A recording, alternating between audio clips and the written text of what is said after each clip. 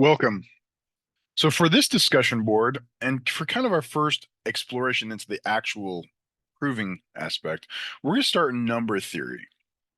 So I'm going to expect that you have a little bit of experience from number theory from discrete math. Namely, the question is, do you know what this symbol is right here? Well, that symbol, hopefully you recognize it as simply being this is the symbol of all integers. So remember, integers can be positive or negative, and so forth. Now we're going to get into our first definition, is that of an even integer.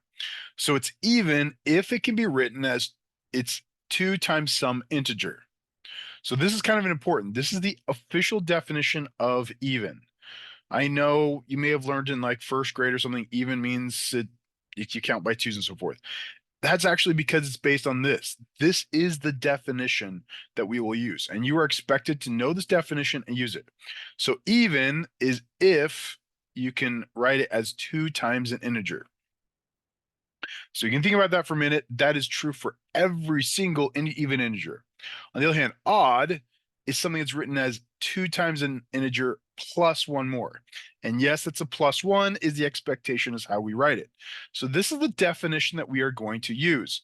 So we have to write something as either even. If we say something is even, we have to show that it can be written as 2 times a number, the end. If it's odd, we have to write it as 2 times a number plus one, the end. So we have to do either one. So you have to keep track of that and kind of spend your time playing on it and just kind of feeling really comfortable with these two definitions.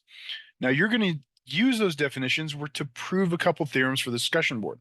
And by proving, that doesn't mean you're just going to do a bunch of examples. Remember, you're trying to do something.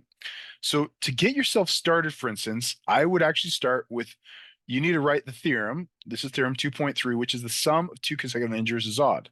So what I would do, I would start off with something like, suppose n comma m are consecutive integers.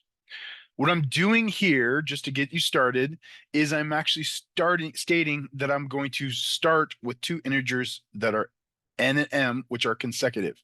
Now you could have, if you didn't like n and m, you obviously could have done something like a and b. You could have come up with any two letters or symbols to represent the two consecutive integers.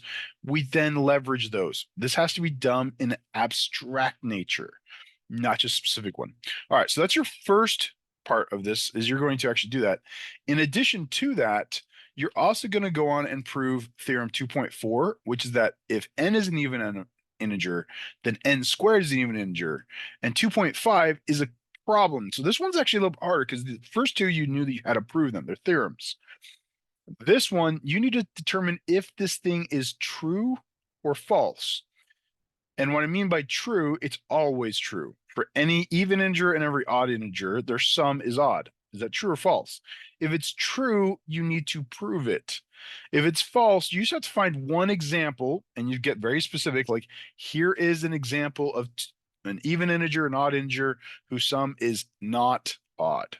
So you just have to do that, and that is your assignment for this discussion board.